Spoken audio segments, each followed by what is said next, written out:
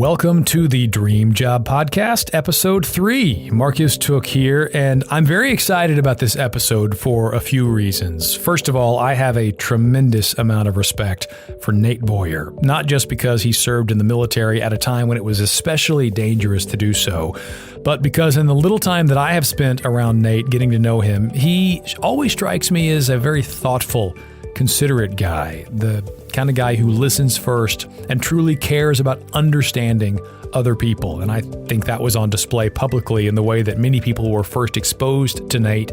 That was his open letter to Colin Kaepernick in 2016 after all the publicity surrounding Kaepernick's decision to sit for the national anthem.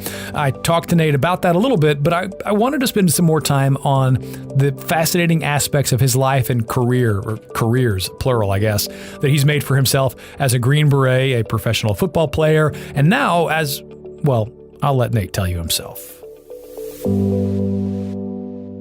Well, first of all, we have beers because in doing a little research and background, I was like, what could I get you?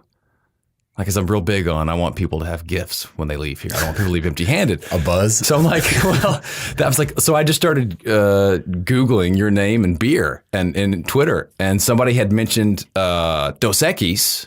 Let me buy you a Dos Equis. And you're like, yeah. So I'm like, all right, I'm going to get some Dos Equis. But then I'm also like, well, there's the Texas connection, Shiner Bock, which is my favorite beer, by the way. So I doubled up. So that's when you were asking me how I ended up with two different kinds of beer. I wonder if the Dos Equis, what that was from was, there was a lot of my friends who were really disappointed that I wasn't selected to be the most interesting man in the world. There you go. You know, so, maybe the next cycle I'll get it. Well, so let's begin with the cheers, shall we? Cheers. Nate Boyer, thank you for hanging out with me and making the time. I appreciate it. Of course. To Texas and Shiner Bock. Really, my favorite beer. It's good to be able to share one. That was what was funny, too, in going on Twitter and searching for your name and beer. And by the way, off the top, I apologize to people. My voice, I'm coming off a cold, so I sound like I've, got this really awesome. You sound like you're coming off a cold. Raspy. Yeah, exactly. When I was Twitter searching your name and beer, it was amazing how many people were like, hey, Nate Boyer, let me buy you a beer sometime. I mean, I'm sure you've seen that on Twitter. It's pretty voluminous, the number of people who are willing to buy you a beer, man. I should take all of them up, too, so I never have to buy one again. But you'd be covered. I'd be covered. That's not true. I can drink a lot of beer. Social media is a funny thing. It's a really funny thing these days. It's like all tools, powerful tools. It can be used for good and for evil. So exactly. I'd say more evil than good, unfortunately, right now. I think it's a fair statement. But first things first, obviously, Dream Job Podcast. So let's say you're out and about. Somebody meets you. And hey, what do you do, Nate? They're not familiar. How would you answer that question? I usually say, I don't know. That's the first I'm still answer. figuring that out. I don't know. I'm growing down. That's for sure. Not growing up. Yeah, I mean, that is a really hard question to answer. Mm-hmm. I'm a Renaissance man, or at least I want to be. That would be a pretty boss business card. Yeah. Just Renaissance man. Nate Boyer, Renaissance man. Especially if you spelled Renaissance right, because I would maybe. Yeah, I couldn't tell you right now. That's like those in Ocean's 11, the Danny Ocean business card. Yeah. Just has his name on it. Right. No contact information. It just says Danny Ocean. That's the coolest business card ever. The great thing about that, too, is if you handed that to somebody, like, they're never going to forget it. And you're probably not going to throw it away either, even though it's totally useless because it doesn't have contact information, doesn't have a job title. Well, I actually like the fact that you can't sum it up because you have been a few different things that have, helped make you into the Renaissance man that you are. There's like a few other things I want to do, and I'm like currently pursuing or will be pursuing, and like I know I'm going to do that just because that's how I've been. I've kind of lived in these like 4 or 5 year cycles, it feels like. Okay. Where it's like a new thing, and then I'm all in on that, and then it's a new thing, and the remnants of what I did before carries over, and I'm still interested in it, but I'm no longer like pursuing that profession, I guess you would call it. So, but they all kind of lead to the next, and I don't really know where it's going. That's why it's hard to say like what I do and like what I want to be when I grow up, because I'm sort of doing my best to let life dictate that. Okay. And all the, I'm following the signs or whatever people say, but, try to stay open and like listen to the universe and sort of the direction it's sending me. But also I've got to be passionate about these things. Right. I'm not going to let it push me in a direction that I don't feel good about, but, I don't know. It's kind of interesting. It's fun. It's not very secure. It's not conducive to healthy romantic relationships and and stuff like that. I get that. Trust me. Because it's not, there's the stability factor is not necessarily there. I feel like I'm financially secure and I have those kind of securities. That's not the concern. It's like, am I going to, all my leases are always month to month. That's just a great example because I'm like, I don't know what, at the drop of a hat, I could go somewhere else and try something else and sure, boom, just be all in. There's something, well, I think for a lot of people, there's something that is a dream about that too. And obviously it's lonely too, though. I can understand that. Yeah. I want to get a little bit more into that in a minute, but for people who are familiar with you, they know you from a few dream jobs, one of which serving in the armed forces, a Green Beret, another getting to play professional football as a long snapper. And that combination, so I think each one of those would be a dream job for someone. That combination would be a dream job for some folks too. And you have some notable guys, obviously, that have done both over the history of the NFL and different sports as well. So I think that's a dream job. But if you had to fill out a questionnaire that asked you, okay, so what's your dream job now? What would you put on that list? Definitely a filmmaker. Okay. So that's one of the reasons I'm in Los Angeles, probably the main reason. That's something I've always been interested in, the film industry, both in front of and behind the camera, but more and more, maybe as I get older and learn more about the business and kind of am around it more, just being like an actor is not, it's fun to do once in a while, but it's not, I don't want to be an actor. That's not what I want to do. I want to create. Well, let me ask you this. Yeah. Do you want to act? There's a difference between being an actor and I would like to act. Well, I'm doing that some, actually. Okay. Yeah. But I think there's a shift there. Like an actor's like, well, that's my job title. That's my full-time thing versus like, I'm a guy who acts on occasion. I'm a human being. Okay. No, but I'm much more interested. Like one day I want to have my own production company. I want to create my own content. I am, producing a few things right now. I'm like co-writing a couple things and all that. I don't know if I have the talent, creativity, and drive that would be necessary to be like a director because it's super creative. There's a lot on your shoulders. But as far as like film production, the best way to describe it for people that don't really understand what you actually do as a producer is like project management. You're putting together all these pieces of talent around a cool idea, whether it's already a script or not, and or already a screenplay or not. And then you're going to find the money. That's the hardest part of any business. And getting this thing done, seeing it through. And you're just like kind of the boss of bosses. And that's so that's really interesting to me.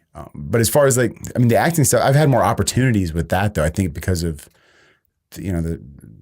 my background, the military stuff and the sports stuff. And so I've got a couple, they're smaller parts, but they're big movies coming out in January. So that'll be kind of cool. Can you talk about them? Yeah. They're actually coming out the same day as of now. Yeah. So hopefully one of them doesn't totally suck. Yeah. Right. One's called Horse Soldiers. It's about the first Green Berets that went into Afghanistan after 9/11. Okay. So that's a cool project. Amazing story. These guys went in on horseback literally, weeks after 9/11 into Afghanistan.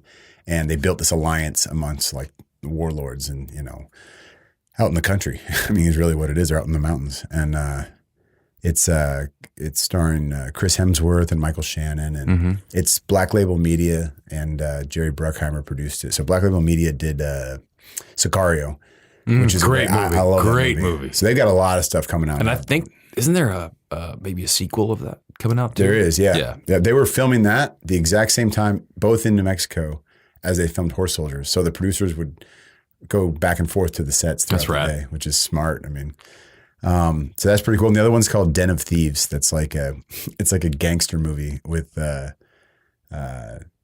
Gerard Butler 50 Cent, O'Shea Jackson, Pablo Schreiber, who else? Other people.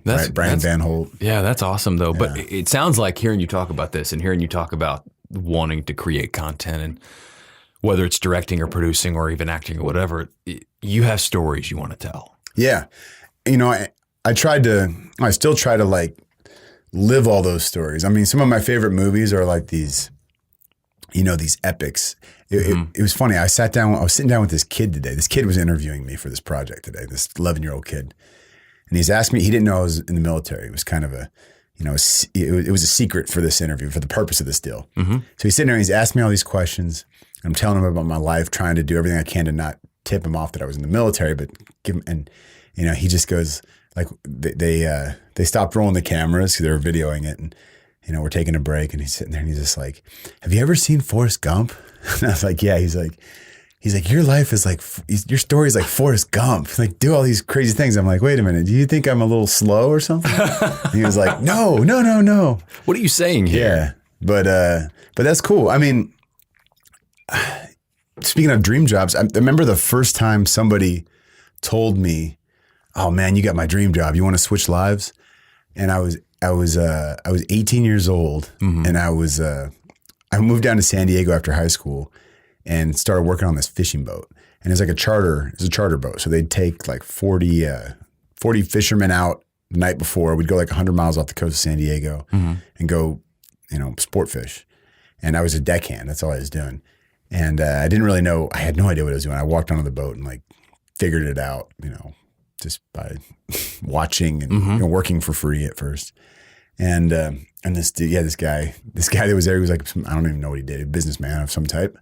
And he told me that, that was his dream job. And I enjoyed it because it was like, the super blue collar, I didn't have a care in the world kind of job. And it was like, it was all cash, stuff like that. You know what I mean? Mm-hmm. I go home, I smell like fish. Like that was cool. I mean, for me, because I wasn't, at that time in my life, I wasn't ready to go to college, and I wanted to like just earn my own way, and mm-hmm. I really enjoyed that. So that was, that's the first time anybody, I don't know, that might be the only time somebody said that's a dream job. I think there's a double-edged sword with that kind of thing. One, it's cool. That's got to make you feel good. And maybe in a way make you appreciate the job you have that someone else thinks it's a dream job. Because we can all use a reminder of that, to be appreciative for what we have, that someone else might value it. But I also think too, it's if you're that guy and the other guy's got the dream job, what are the ways you can make whatever it is you're doing fulfill your passions or better suit that? Does that make sense? Yeah, it does. I mean, and I wonder how much he really, in that moment, of course, he's saying that. But if he was out there, 6 days a week doing that, after a couple of weeks, he'd be like, I want my old job back. Yeah, and he's like, I'm never looking to fish again. I hate fishing. Yeah, right. It's like I'm never going to Long John Silver again. Everybody that was in like in some sort of a special operations community, where people know that you did, you worked in austere environments, mm-hmm. You did a lot of survival training, all this stuff. They're like, oh man, do you want to go camping? I'm like, no, the Army ruined camping for me forever. I did plenty of campings. Yeah. I've spent, way too many nights under the stars, either asleep or mostly awake. You're right. In all weather conditions. Like, not really. I'm good, man. Yeah, I'm good. Yeah. It's fun. I mean, it depends on where you're going. If you're going somewhere like really beautiful and amazing, yes. But just going camping to go camping, for people that don't do that, they're like, oh, this is so cool. And I'm out in wilderness, Right. And I'm like, yeah, but you don't have to be. Yeah. you have air conditioning and a roof over your head over here. You can't keep the beer cold. But you were a guy who grew up in Northern California, right? High school up there. So from a aspirational perspective, when you were a kid, did you identify any kind of career or profession that you thought, hey, that's me, that's what I want to do? It's kind of embarrassing because it was really naive and immature and childish of me, even in my high school years. But I truly believed. It's funny now looking back, but I truly believed I was going to find a way to be a professional athlete. That was like when I was a little kid. Those guys they've always been my heroes. And usually by the time kids get to But you didn't even play football, right? You didn't. Not football, no. But I mean, I was playing baseball and basketball. Okay. So basketball was my love. Like I loved playing but I'm 5'11" in shoes. You know what I mean? Like, and I was a good shooter. Working your crossover. I was like, okay, but no shit. I mean, I didn't even have any scholarship offers. Right. Baseball was my best sport, and I probably could have played at a small college if I really, committed to that. But I didn't play football, but I just was like, it was just dreams though, because I really wasn't. You have to apply yourself. You have to sacrifice so much unless you're just insanely talented to play at the next level. And I didn't understand that. I just thought if you just keep dreaming hard, you know what I mean, and hoping and like. I'd go shoot. I mean, I'd shoot 1 million shots, and I practiced a lot, but it wasn't like purposeful practice that was actually going to make it happen. I didn't learn how to purposefully practice until I joined the military, and then like I learned like, okay, I could spend a week doing this, and not really get that far. But if I spent literally an hour, and hyper focusing and doing it, even if it's like it feels awkward, but doing it the correct way and like tricking your body and fixing your body, and within a week, if you're doing that an hour a day or whatever, like the leaps and bounds you can make are crazy. So that's how I learned I learned long snap in like a few months. You know what I mean? And it was just being obsessive about it. And I mean, I think anybody's capable of that. You just have to understand that, and you have to know how to not just know. You have to like accept that you're going to suck for a little bit at whatever it is. That's hard for people. Well, and I think you also have to want it to the exclusion of other things, because lots of people want it, want a lot of things. But do you want it more than you want to go out that night, more than you want to hang with your buddies, more than you want to play Xbox, more like? So I think that's a lesson I've had to learn. How bad do you want something, and are you willing to do what other people aren't? Because if you're willing to do what everyone else is, then you're going to get what everyone else has gotten. I think I totally agree. But I think people confuse what like patience is in those things. I think people hear like, oh, you just got to be patient. People tell them, just be patient, it'll happen. That just, to them, that means just wait. Wait and be hopeful. Like, no. Be patient means keep busting your ass and outworking everybody. But be patient in the, with the results. You know what I mean? Like you have to be, because you don't control that. You can only control so much, and all those things you can control. You can spend more time than anybody, and you can improve faster than anybody, even if you're the worst one in the class or whatever. If you put that time in and you commit to it and you do it correctly, but you have to be patient with the results, not just, because that's what I kind of thought it meant. When I just think of being patient, like you're patient with a child, you're like, okay, you know what I mean? You just take a deep breath and you're just like, you just roll with it. Patience plus nothing else isn't going to teach you how to long snap. No, it's or do anything. Yeah, do the hard work, and it's got to be a in recipe. your line of work. What little bit I've done on. As a guest host or going on and getting interviewed on in news stations or whatever, it's so hard. It's crazy. Like, because not only do you have like the nerves, you got someone in your ear, you have a script that you kind of have to follow, but then you have to be flexible. But then you can't really misstep a bunch. I mean, people make mistakes on the air all the time, right? But they probably make way more than we realize, and they just flow with it. You don't even notice. Yeah. I mean, that stuff is like, you have to practice. You know what I mean? You have to and I'm sure you've done jobs leading up to where you're at, and you still want to continue to grow, but like I'm sure you did stuff that you didn't really want to do, but you knew like you had to keep practicing it and keep being a part of it and just doing it. I mean, you're 100% right. That I have said this till I'm blue in the face, but I have seen so many people, especially here in Los Angeles, where whether it's people who want to be a reporter or a host or an actor or whatever, someone who wants to climb the ladder, really in whatever field. I've seen really, really talented people who didn't get the opportunities, not because they weren't talented, but because they weren't patient. Yeah. And so it is that combination of you've got to be willing to stick around long enough for those opportunities to come. And then you can continue to work on your craft and get better and all that kind of stuff. But I mean, I remember there were countless times, because I had been a news anchor for a number of years before moving out here. and had to start over from scratch. Where'd you do that at? In Texas, actually. Oh. Sherman, Denison, about an hour north of Dallas. Okay, gotcha. So I'd been there for a few years and had an opportunity out here for a job I didn't get. And I thought, if I want jobs like that, I need to move to Los Angeles, which, by the way, for this kid from Texas was just the most far-fetched. Is that where you grew up? Yeah. Born and raised in Fort Worth. Gotcha. And I feel like the accent came out when I just said that. And maybe as I keep drinking a Shiner Bock, it'll come out even more. But it was weird too because it was never a decision. It was just I knew I had to do it.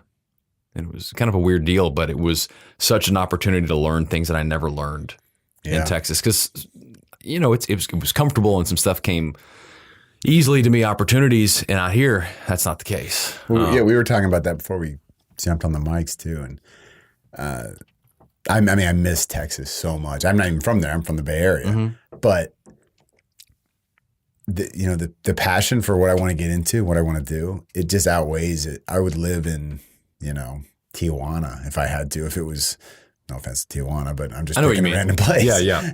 If I had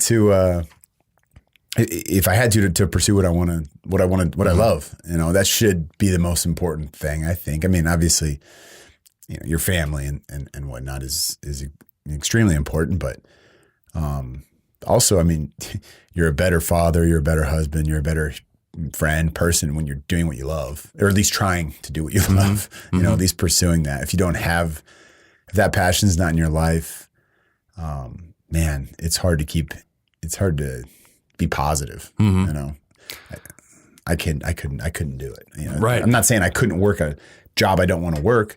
I could do that if it was feeding what I really means to an end, do. maybe. Yeah. Exactly. No, I totally get that. Because there's a million actors in town here that could go with their degree, that have college degrees, that could go work another job, do something else. Mm-hmm. But they're out here, trying to be actors, bartending, waiting tables, and most of them are pretty damn happy because they're at least trying to do what they love. You know what I mean? Even if they never book a job. Yeah, the pursuit is important.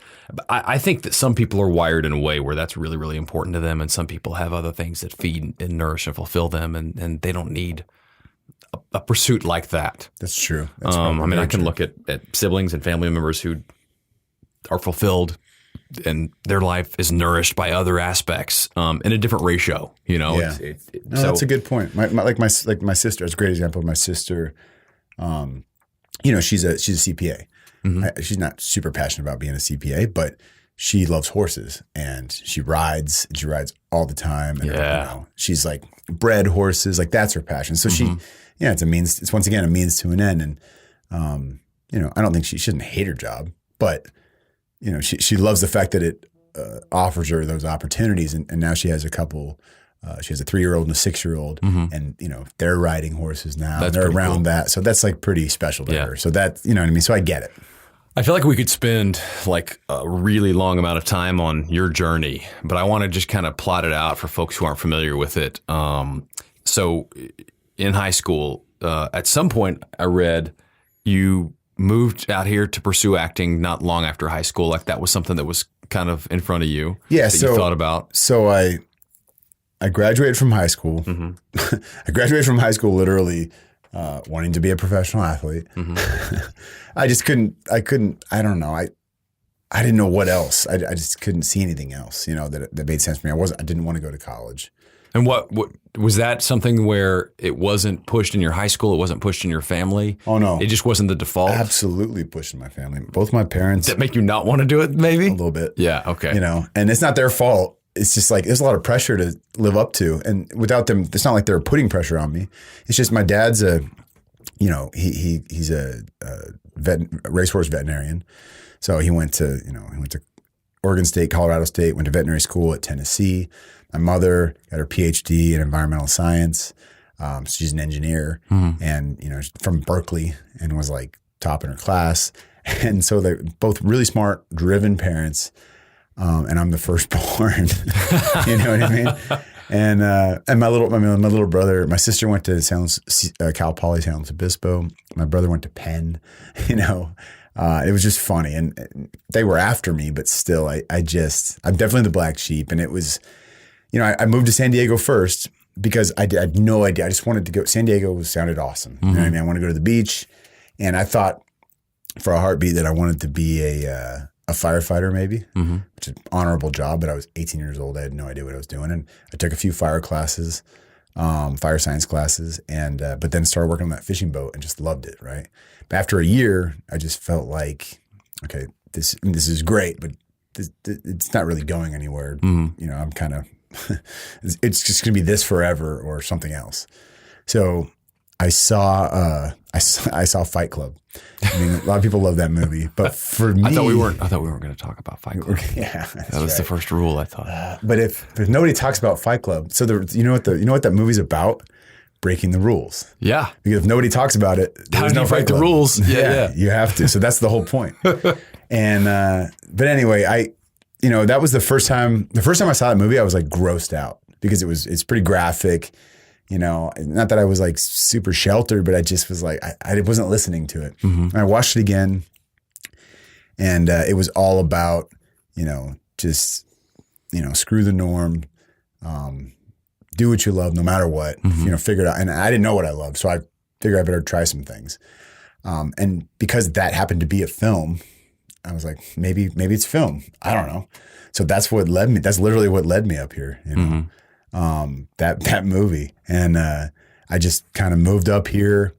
I lived in my car for like 5 months. I didn't really have any money. I worked at a movie theater for a bit. I used to crash in those Star Wagons. And on the Universal lot. I had like a pass to get on the Universal lot because I did deliveries for some of the studios sometimes. And I would like sneak in those things and just sleep in them. So I got caught a few times and busted out of there. So eventually I saved up enough, got a studio apartment, and then I started taking some acting classes. And, I didn't book anything. I booked a Greyhound commercial, which I've never even seen. That was you on that? You have not seen it. You're a terrible liar. Bad bluffer. But yeah, and it was, I don't know, I was up here around it, but I was 20 and then 21 and still like nothing really. And I was working with autistic kids for my job, which I loved and was awesome. And it was really rewarding. So I didn't really feel, I didn't feel like I was missing out too much by not getting that work, but I also didn't know how to work towards it. I was just sort of existing out here. At some point what was it? The Sudan? You make your way to the Sudan. How does that was happen? A product of this. 9/11 happened, and it definitely. It opened up, I think, everybody's eyes in some way to like what's going on. How would something like this happen? And especially a young person like me that was, take a lot of things for granted, I guess. And I would save my money up and I would like travel, and I went to Europe and just backpacked, did the thing that a lot of people do. And that was great, but none of it had a purpose behind it. So eventually it was in 2004, actually. I was kind of at my wit's end out here because I was just spinning my wheels. I didn't know what I wanted. I wasn't really inspired anymore by this industry at the time because I didn't see where I fit in with right. it. It didn't seem like my people and because I didn't have a specific passion or direction, I guess. So I read this, my buddy gave me this copy of this Time magazine article that was titled Tragedy in Sudan. And I was like flipping through it's a photojournalism article. It's just, pictures. I read a little bit, but it was just looking at the pictures. And for some reason, it just like really spoke to me. And it was like the height of this genocide that I couldn't believe that existed in our world, today. It was like just horrific. One group of people, because another group believes a little bit differently and looks a little bit differently, is just wiping them. We're going to slaughter them. Slaughtering, burning the villages to the ground, raping all the women, killing all the men, like terrible. And so I just was like, I'm going to go over there. And I called every NGO that I could find in the, Yellow Pages or whatever. I don't even remember how I did it. We had internet, but it was different then. You didn't have it on your phone. I didn't have it on my phone. Back in 2002 or whatever. I had a house phone probably. Yeah. But they all just told me no because I didn't have a college degree and I didn't have any special skills. And I was like, I'm flying myself over there. Like I'm reading how shorthanded you guys are at these, refugee camps. And they're just like, I'm sorry, sir. Like, I'm like, oh my God. Okay. Well, I'm just going to go anyway. So I went to the AAA in Burbank and I bought a ticket to go to Chad, which is the neighboring country of Sudan to the west. And along the Chadian Sudanese border, which is where the Darfur is, all these refugee camps were just like popping up and like they're expanding and it's just huge tent cities. And so I was like, all right, well, I'll just fly to Chad and I'll figure it out when I get there. And that's what I did. I flew there. I didn't have the proper circulation papers when I landed. I couldn't even leave the capital. I had to like BS my way onto a UN flight that went out to the camps. I got on it, got out there, got interrogated. Once again, got told no 10 times that you can't be here. This is not right. And what are you, like 23, 22? 23. Yep. Yeah. Just turned 23. And I mean, by the way, I wasn't learning this in my mass communication class 101. That's okay. In college. I mean, that's a pretty sticky life lesson, I'm sure, this whole process. I grew up more in like 2 months than I probably had my whole life combined, even after. I mean, in so many ways, just I changed so much. When I was living here, I mean, LA's like, it's just funny. It's a pretty, everyone just kind of jumps on the bandwagon about things, right? And that was when like Bush was president. We'd just gone into Iraq, and I don't think not anybody. A lot of people out here didn't really understand what we were trying to do and what was going on. And because they've never been there, they don't have that perspective. And a lot of them didn't have military in their family even. And it was just, I kind of bought into it without even thinking about it. I just assumed, we're evil, almost like we have bad intentions for going over there as Americans, as people in the military. And there's still people that believe that. That's fine. But I just bought into it, but I didn't really know. And then I go over there and I'm spending every day with these kids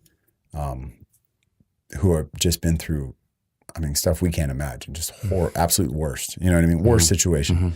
And every day, so eventually they let me volunteer at the camps because I was there and it was just too damn bad. Like, I'm going to help you. Right.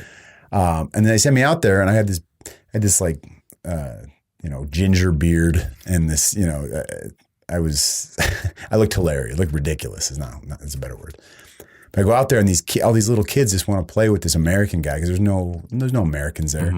And then the older, kind of the elders, after the kids all went to bed, they would like stay up and talk to me forever and just ask me all these questions and, so interested in America and just like, we're just like this beacon of hope. And all these kids, they've got one soccer ball for the village. And they're happy if they eat once that day. None of them have shoes. They don't care. They just have their family and what's left of their family. And, they're alive in that moment and they're happy and they're smiling. I was just like, oh my God, like what's wrong with us? You know what I mean? And we're over here just we complain about everything. We just find a way to bitch about it. And that changed me. In those 2 months spending time with them, I gained so much perspective and I came back and I wanted to be I wanted to fight for those people. I wanted to find a way to do that. And that's what led me to the military. My last week in Darfur, I got malaria and I'm listening. It's a great souvenir. Oh my God. It was bad. Oh man. 3 days of just the grossest stuff you can imagine. Couldn't eat, couldn't drink water even. Like it was just bad. But because I was bedridden, I'm laying in this cot and there's a radio. And I'm listening to the BBC, and it's like Fallujah is happening, First Battle of Fallujah, and like this play-by-play or whatever, and I'm sort of like loopy and out of it and whatever, and I just was like, I like literally imagined myself being there, and I didn't know what it would be almost like a moment of clarity. Yeah, and I just knew then that I was gonna join the military when I got home. I didn't know what branch. I didn't know anything about the military really, except for the generalizations and the that we make on TV or whatever. Yeah. I didn't know. I came back and I started researching, and it was another magazine article. I found that I was getting my oil changed or something. It was like sitting there, and it's just a time. I don't know if it was Time, but it was like talking about the special forces on the cover. And I start reading about it, and they're talking about this program called the 18 X-ray program.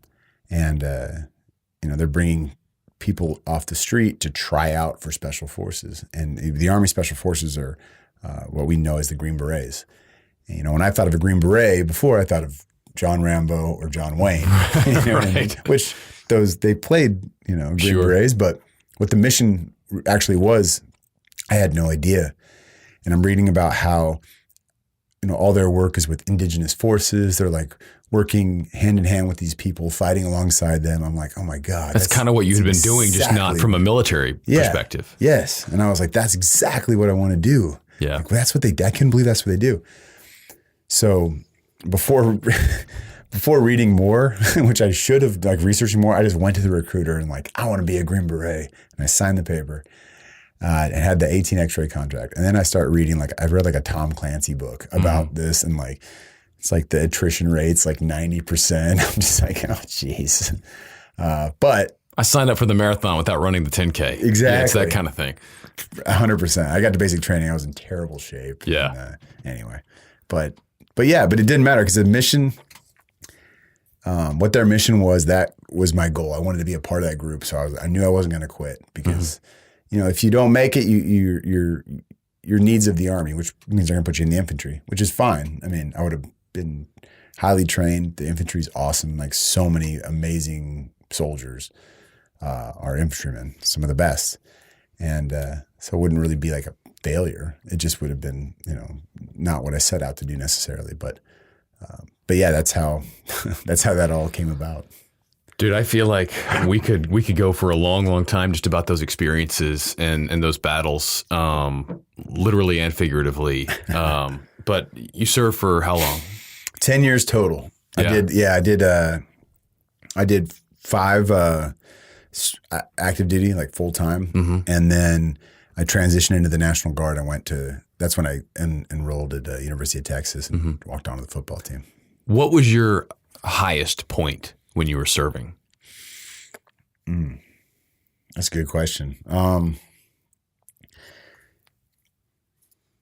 My highest point, at least on the first term, the first 5-year term, the active duty term, was we were in Iraq, and our first 4 months there were really slow because the area we were in was very sensitive at that time.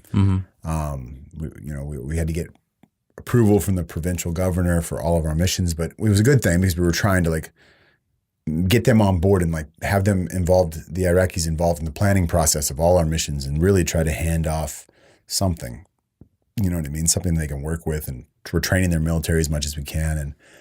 And, but because of that, because it was kind of slow there and quiet, we were in the Shiite holy city in Najaf. And all these high-level, high-value targets were sort of bedding down there. It became like a safe haven. Okay. And we're the only team in town. It's 12 of us. Well, eventually we get the green light to go after all these guys. So we started doing that, and we captured the number 2 and the number 3 on the most wanted list in Iraq in the same week. And it was just awesome. I mean, for a few, 2 or 3 months there, it was nonstop. We were going out, and we didn't lose anybody of our own, which is a success. That's a huge success. Yeah. We got blown up and all kinds of things, and we just survived, which we were very, very lucky out of that group. But it was, it was just. I mean, we were having the desired effects in that region. I mean, that's all you can really do when you're serving over there. So that felt good because I've been on other deployments that weren't bad, and maybe we're killing more bad guys and whatever, which sounds sexy, but in a lot of ways too, that's like whack-a-mole, where you're just, you know what I mean? Yeah. More of them pop up. So when you're getting those high value guys, and you're capturing them more than killing them, which is better because then you're collecting more information and leading to other stuff. That was really cool to be a part of. So that would probably be the high point. Well, I can't ask really about the high moment without also asking about the low one. I kind of am afraid to, though. But what's a low one you feel comfortable talking about? Our biggest challenge, maybe, is a better way to. Honestly, the lowest moment in my service, and it's kind of different because it's not from overseas, not from a deployment. But my best friend, Brad Keys, who I was in Iraq with him. I was in Israel with him. We were super close. He was amazing. This guy married a single mother who had a child with disabilities and was just like an amazing human being, and hilarious. Well, when I was I was in college, and it was literally a week before we were playing in the Alamo Bowl against Oregon State, and I talked to him on the phone, and I had just been I was just given the Disney Spirit Award, the ESPN College Football Awards, and he had watched it the night before, so he called me the next day. He's like, "Dude, that's so cool! Like, what are you going to be president next, or what?" And it was awesome. And then the day after that, I get a call from one of our other buddies on the team, and they were out doing a HALO requalification, which stands for high altitude, low opening. Yeah. And he had a total malfunction of both of his parachutes. Oh my God. And burned in. Yeah. And it's just horrible. I mean, it's just, he survived 3 deployments, he was highly decorated, all this stuff. And then sadly it happens in this, training mission, which it could totally happen. I mean, obviously it did. But that was pretty freaking low. Mm-hmm. We had a nice high right after that though, because when we played in that game, we dedicated the game to Brad. We were down by 10 in the fourth quarter and came back and won. And Mac Brown sent game balls out to his entire family, which was really cool. There's nothing you can do to obviously fill that void, but that was special. I felt like I remember, feeling like somehow Brad was a part of that. That was pretty amazing. But yeah, that's probably the low point. Losing a great friend. Yeah, just the world losing a great guy. Period. I imagine there are countless other stories similar to that, and I don't even know how they all balance each other out, but it's all woven into the fabric of kind of. It was weird, especially in college, because while I was in school, I was going to classes and I was playing football in the fall, and then in the spring we'd do spring ball, and I'd take my finals early, and I'd go to Afghanistan for like 3.5 months, and we're like we're fighting, you know what I mean? So like you got that stuff, and there's like stuff's happening. It's not Call of Duty, you know what I mean? It's real. And one of the biggest firefights I was ever in was like a week before the first day of training camp my senior year in college. It was really surreal, really. And then a week later you're in Austin. Yeah. And guys are complaining about the heat probably, and you're thinking this is an oasis. Yeah. Yeah. Yeah, but I get it though. I understand because I've been there too. Right. And even during and after service, whatever, I forget. You know what I mean? Mm-hmm. I'm like, why the hell is my phone not at service? What? Why is this flight delayed? Like, maybe I think it's a pretty heavy burden though to carry the weight of the world on your shoulders 24/7. To constantly be aware. I think it is very good to be aware of the plight of others and the world we live in and those realities. I guess maybe it's giving yourself a little bit of a pass when you're like, why do I not have 4 bars now on my phone? Every once in a while. But I think that perspective though is we all once do you it. have it, hopefully you don't lose it. We all do it. I mean, it happens to kids that some of those kids in that camp, for instance, right? Mm-hmm. Maybe one of those kids gets adopted, by a family, a fortunate family, and lives somewhere. Within a couple of years, or maybe not even that, I guarantee that kid's going to fall in the same thing. Just because when you you just forget about the times you didn't. You know what I mean? And you're just like, why is this not perfect? Yeah. It's interesting. How did your negotiating skills learned in Darfur help you get into and get onto the football team at the University of Texas? It definitely helped. I mean, I started with the fishing boat. BS my way on the fishing boat. Right. BS my way on. I mean, maybe that's the dream job. BS artist. BS artist. Like that's there you go. Like that's, if you exercise enough, maybe you too could become president someday. Oh my gosh. No. But you talk yourself somehow. I Which, by the way, getting accepted to UT is no small feat, so I'm not underscoring that. But I mean, it helped that the military service and being able to put that on your application, you know what I mean? And kind of talk about that. And I took some online classes my last year in the Army, and so I went in as a sophomore. My grades were good. And first day of school or second day of school. First day of school, go to class. The second day of school is walk-on trial. It's like it wasn't an open trial. You had to apply. You had to, they wanted to see. It was really funny. They wanted to see game tape from high school from all these kids, and I'm like, oh yeah, I don't have game tape in high school. I'm 29. I can try to find it. And they're like, nah, don't worry about it. And you're supposed to have a referral from your college or your high school coach. And I'm like, oh yeah, he doesn't coach there anymore. And yeah, so we go out there and it's like conditioning at first. It's not even in pads, which is great. Cause I was like, okay, well, I'll be fine here. This I got, yeah. So I just went as hard as I could and everything, and had a good feeling about it. That at least I would be, a squad on the scout team. Mm-hmm. You know what I mean? At least be able to be a part of the team, and which I was for the first year. And it was awesome to finally come in one day and have my a jersey hanging in my locker and cleats. Yeah, that's pretty pads rad. that I don't even know how to put on. I would watch the other kids the first day of pads, and I'm like, yeah. That buckle goes there. Okay, cool, got it. No, I know how to do it. I just want to make sure you're doing it right. Yeah, exactly.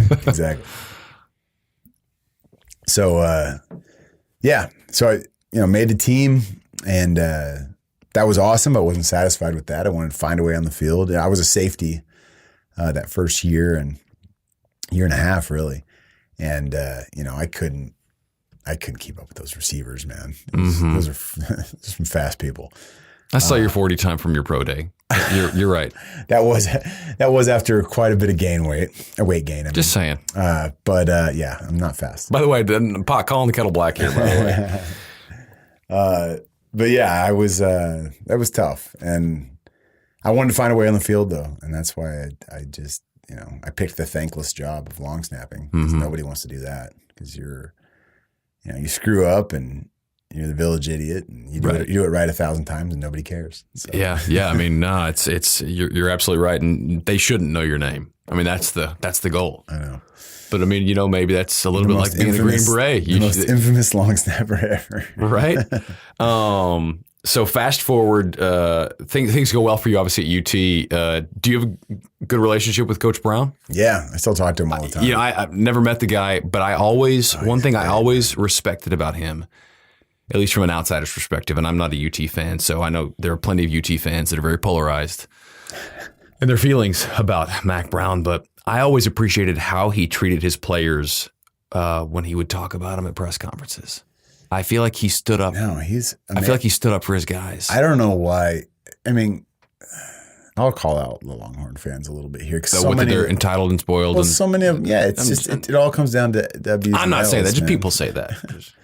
That's all it comes down to some of these times, with like their judgments on coaches, and it just goes back to the same problem the rest of our country has, is just no one wants to admit that they were wrong, maybe, because like I like Charlie Strong a lot. I played for him for a year, and everyone that was like, he's going to turn it around, and then he didn't. There's still those people that are like, well, Mac gave him a bad, a bad, like no talent. I'm like, no, that's not true at all. He had a ton of talent. Mm-hmm. And then now, of course, Tom Herman wins a couple games, and everyone's like, well, Charlie set the table for him. I'm like, you guys, and I'm not knocking Charlie Strong at all. I'm just, it's so ridiculous. Yeah. But yeah, that's just how those fan bases are. But Mac is amazing. I mean, he remembers everybody's name. One of the reasons I decided to go to Texas was he was in Iraq the same time I was, but I didn't see him. We were in different parts of the country, and he was doing a USO tour. And some of the people I met over there that had gone to one of the signings him and some other coaches went to, and they met all these veterans and kind of talked to them, and or not veterans, active duty military personnel. And Max stayed and signed every autograph, shook every hand, and would not, the helicopter had to wait, because he wasn't going to leave until everybody that wanted to got to spend a minute with him or whatever. So that was really cool. I figured because of that, I'm like, well, he's got to let the veteran on the team. He's got to let me try out. Right. But he's the real deal. Yeah, I'm glad to hear that. I've appreciated him from afar, especially as someone who is passionate about college athletics, but also the student portion of the student athlete. but it's a good time at Texas. It's a good time in Austin. It's a good time on the Longhorn football always team. a good time in Austin. Yeah, this is true. And then the NFL comes calling. And so that dream you had as a kid, which you almost belittled before, that there's just so like farsighted and you weren't taking any steps toward it. I mean, that is kind of crazy that it came full circle. I remember being 14 and, I was really into basketball, really into baseball. And some of my friends and even like the high school football coach was like, you should come play football. And I was just like, yeah, I should. And then I would think about it and go, you know what? These kids have been playing since they're 8. I'm never going to catch up. I'm going to be too far behind. I'm going to figure it out. Mm-hmm. So I wait 15 more years. And then there you go. And then I do it. But, which is crazy. And then, I get done my senior year and, I had a blast. It was every year I had a blast. I got to start for 3 years. Mm-hmm. And I was small. I was a 190-pound college long snapper, which in college the rules are a little bit different. You don't have to block as much, so you don't have to be as big as the NFL. And I was 34, so I figured that was it. But I got invited to play in the Medal of Honor Bowl, which was a senior all-star game. They had the Reese's Senior Bowl and the NFLPA and East-West Shrine game. This was like the 4th one. Yeah. But they don't even have it anymore. It's a different one now. But anyway, it was an opportunity to go out there and you got a week long of practice and then that all-star game. And at the practice, they had like 100 scouts there for every practice from all the NFL teams. And, 4 or 5 of them interviewed me and like was talking to me. And I thought they were just being polite at first. And, and then a couple of them were like, man, you're going to have to put some weight on, but like you can snap, you should go for it. Like why if you're interested. And I was like, that almost sounds for you like dangling a carrot. Oh yeah. Like now it's a challenge and I know what I need to do. Now there are steps I can take. Yeah.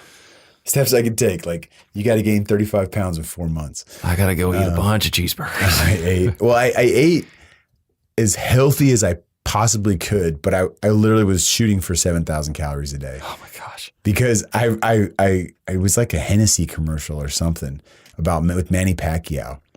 And they were talking about his regiment, his training in the commercial. Mm-hmm. And it was saying, he was crazy. He worked out 5 hours a day. I don't even know if that included like his boxing training. Mm-hmm. And he ran 10 miles every day, every morning. Jeez. But he ate 7,000 calories a day. And I'm like, well, he's a world-class boxer. Mm-hmm. I need to gain weight. I'm not going to run 10 miles a day and burn it all off. But I can eat. So that means a human can eat 7,000 calories a day. That's an athlete. That's possible. So that was my benchmark goal every day. And, it wasn't all good weight, but I got up to 228 from 190 in about 3.5, 4 months, I guess. And last day of the draft, it was actually the greatest, speaking of Manny Pacquiao, it was the greatest day in sports history. It was the Pacquiao-Mayweather fight, Kentucky Derby. There was like hockey playoffs, basketball playoffs, all this like game 7s. It was, they called it the greatest day in sports history. And it was the last day of the draft. And, right after the last pick, Pete Carroll called and, they told me they wanted to sign me. I kind of had to choose between the Rams and the Seahawks, right in that moment. And no knock on the Rams. They were in St. Louis at the time. But the Seahawks have been to back-to-back Super Bowls. And I couldn't, it was like dangling the carrot. Like you said, I couldn't not take that challenge. Yeah. Like this is the team. This is the best team. Like I gotta go after this one. So yeah, that's pretty much it. I went through training camp and OTAs. I played in one game. Yeah. One preseason game. But the snaps were perfect. And it was against the Broncos who won the Super Bowl that year. You didn't let them know your name. I did. Yeah, they didn't know my name. For missing a snap. True. That would have been bad. Yeah. That's not how the story's supposed to end. No. What I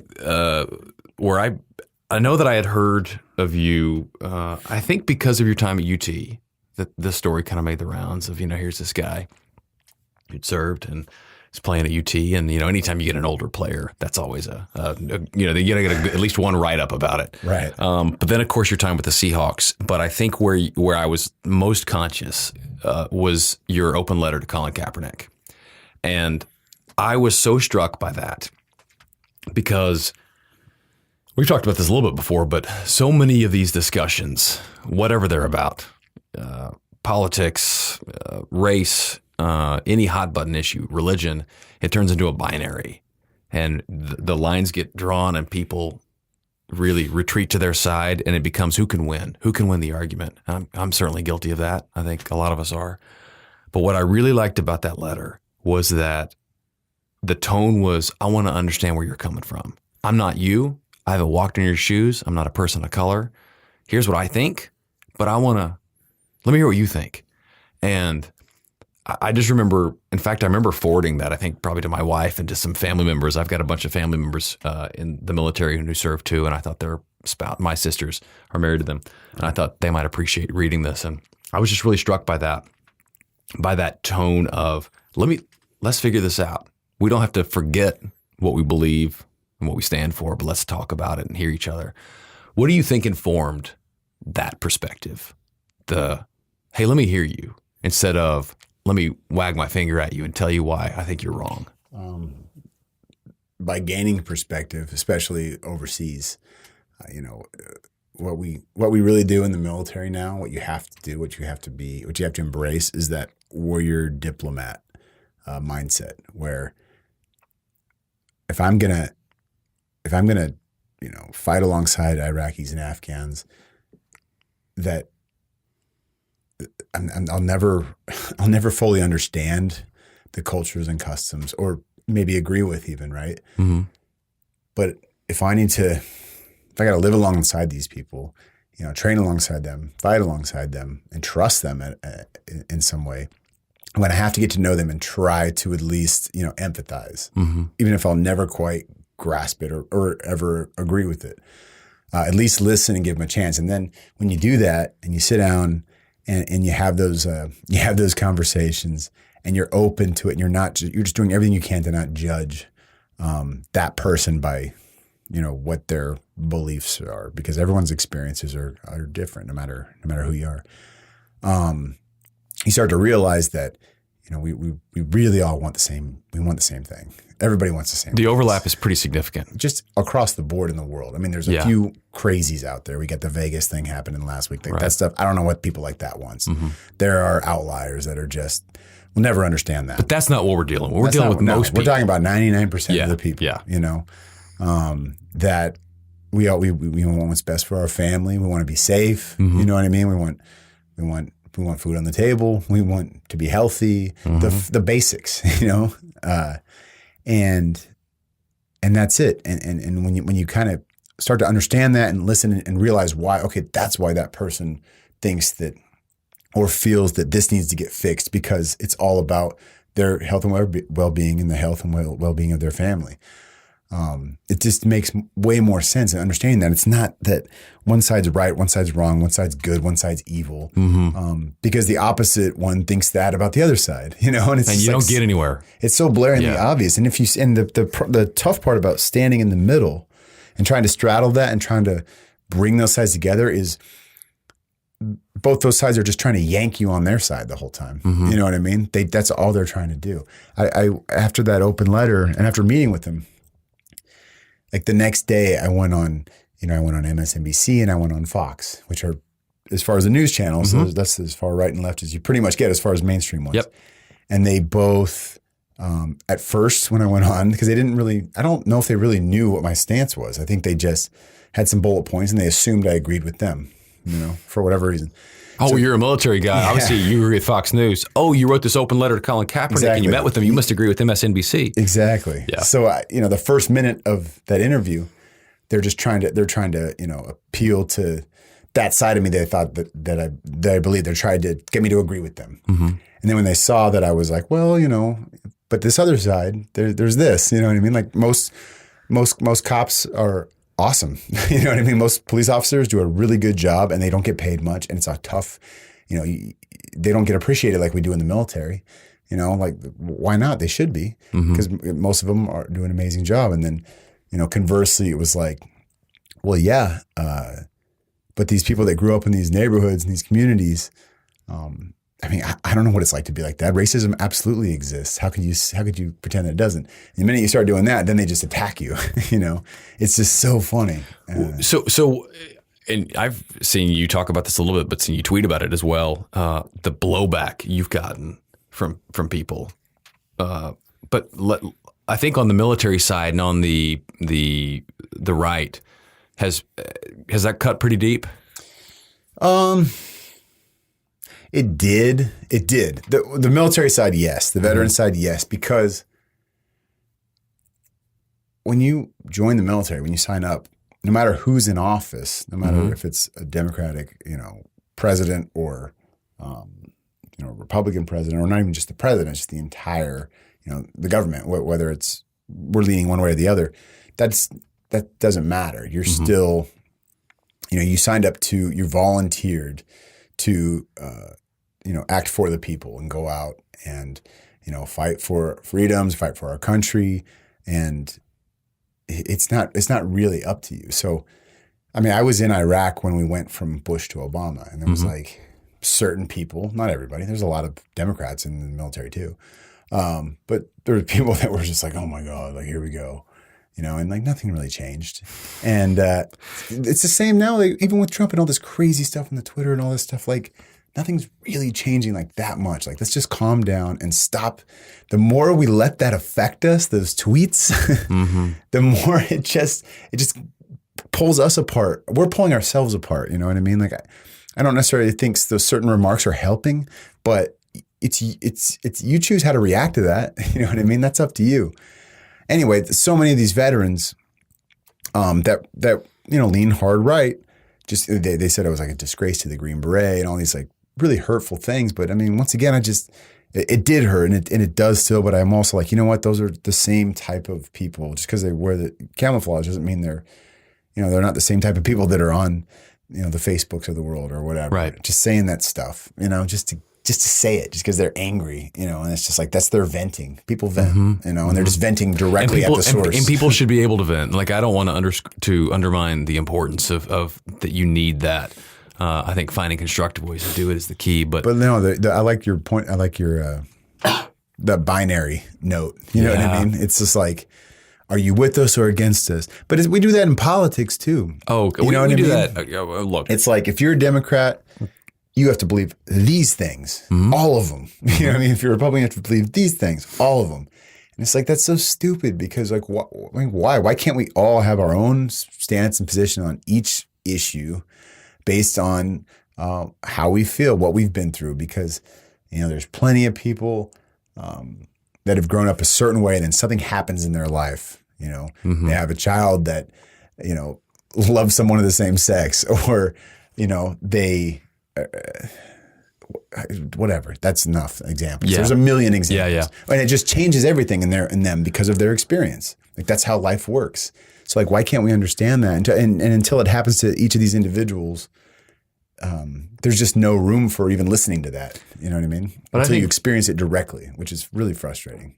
I think you're a great example, though, of someone whose life experiences have informed and shaped who you are. And I think it's that tricky aspect between the foundation stays the same, but the house on top evolves and changes and gets remodeled and all that kind of stuff. And I know absolutely my worldview has evolved since I was 35, 30, 25, 20. I look back at some opinions I held and some things I probably said when I was younger, or maybe even yesterday, and I'm embarrassed by those things. But I actually really like that idea that I'm a work in progress and will continue to be. I hope I continue to be, because if you don't change with new information, that doesn't really make a lot of logical sense to me. No, I mean, whether it's a life experience or literal information or perspectives or whatever. So I hope and I know you've talked about this topic to death, so I don't need to rehash the whole thing, but I hope when it comes to the anthem protests and the bigger conversation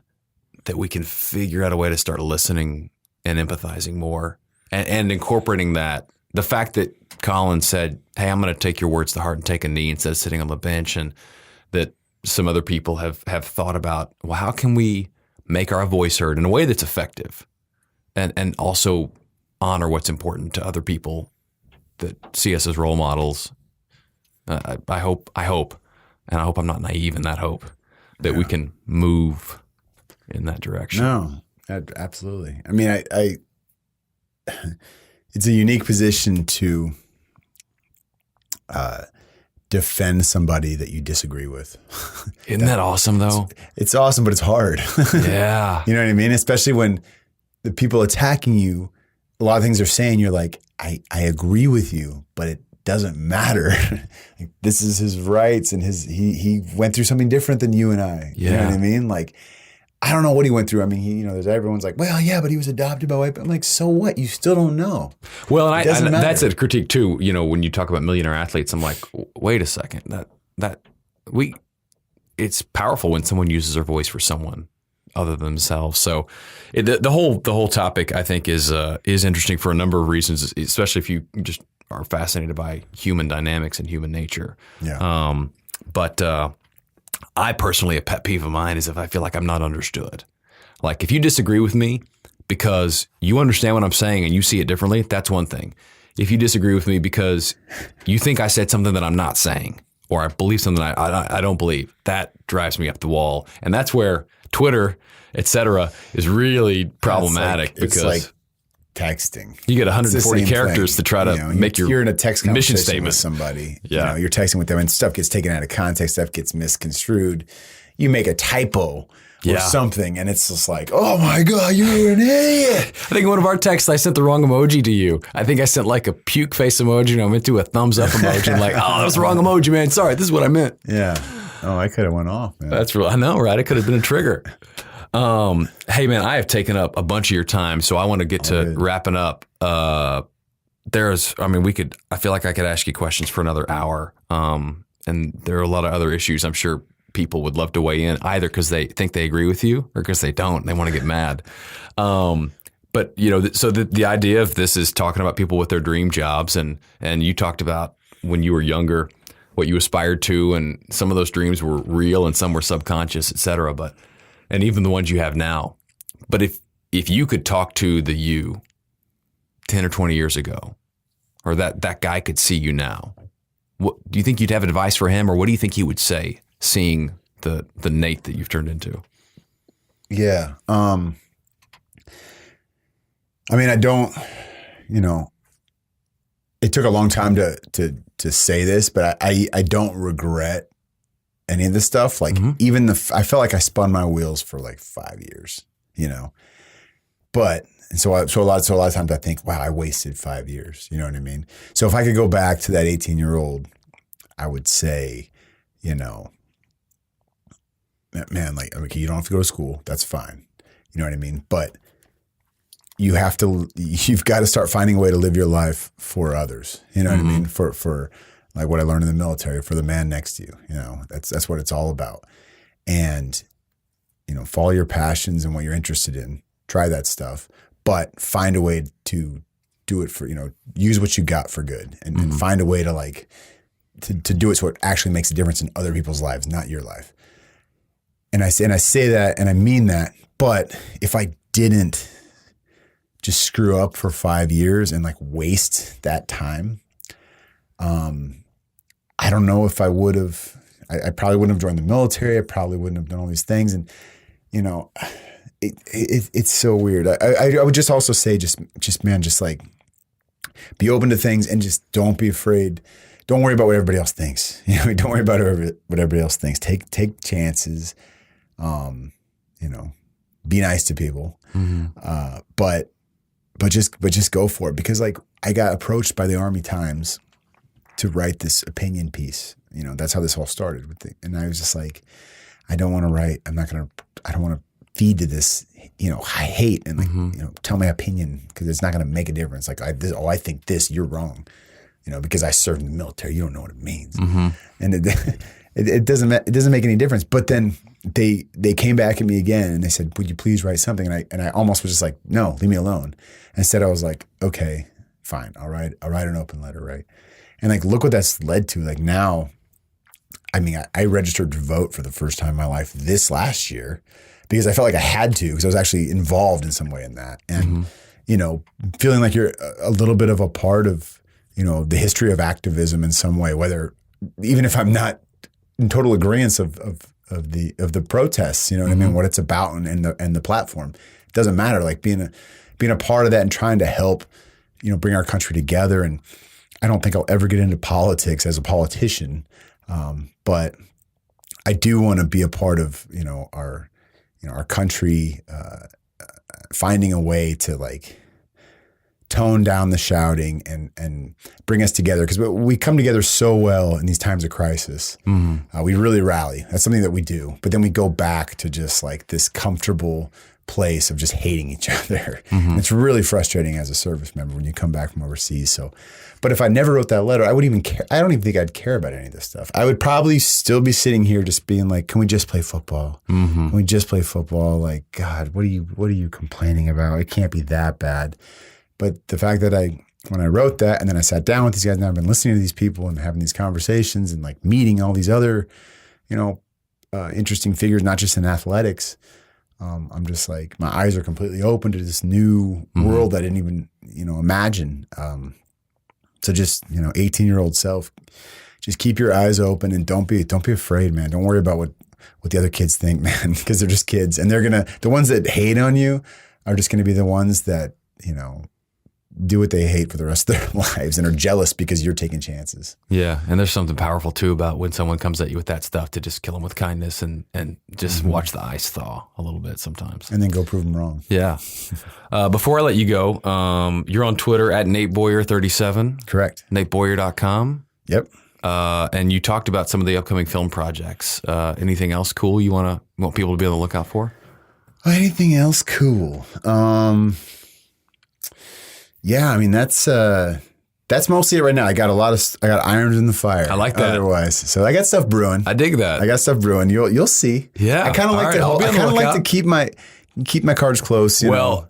If you live here long enough too, you have enough maybes that turn out to be nothings. Right. That I'm not even talking about just film. I'm saying there's some other stuff. I believe you. I believe it. But I have had that experience enough times with jobs where this is it. This is going to be great. Oh, it's almost going to happen. Oh, it fell apart. Yeah. I've had that happen enough times now where yourself. I get excited when it's time to get excited. When the ink is dry, or the check's in the mail, like when all that, you know. The film was cut. Yeah, then we can get excited. Yeah, I haven't seen the final edit of either of those, so maybe I'm not in any of those movies. Well, we'll see. We'll backtrack on that. All right, so before I let you go, one of my big things is I don't want people to leave empty-handed. Okay. So in addition to the remaining Shiner box that are there, solid. I'm glad to hear you talk about how much you miss Austin.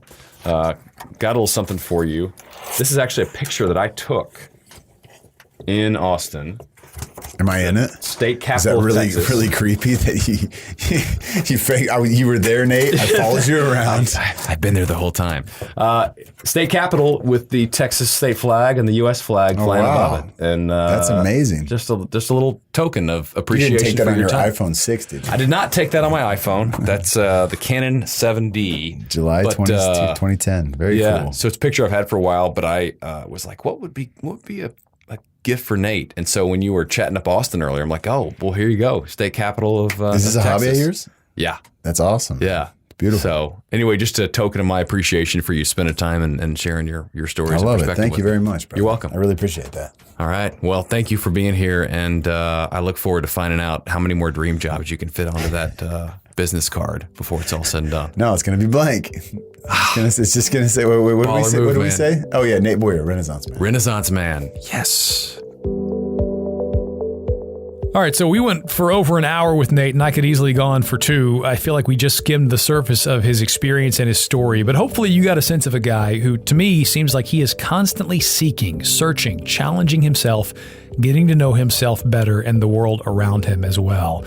By the way, Nate is a very busy guy. We had to reschedule this podcast taping a few times because he kept getting booked as a guest on national news shows. But I truly appreciate him finding time to sit down with us and with you. So I hope you enjoyed today's podcast and will subscribe, tweet it out, share with your friends, and also share any feedback you have. You can find me on Twitter and Instagram at Mark Istook, Facebook at Mark Istook TV, or my website, markistook.com/dreamjob. Until next time, thanks for listening.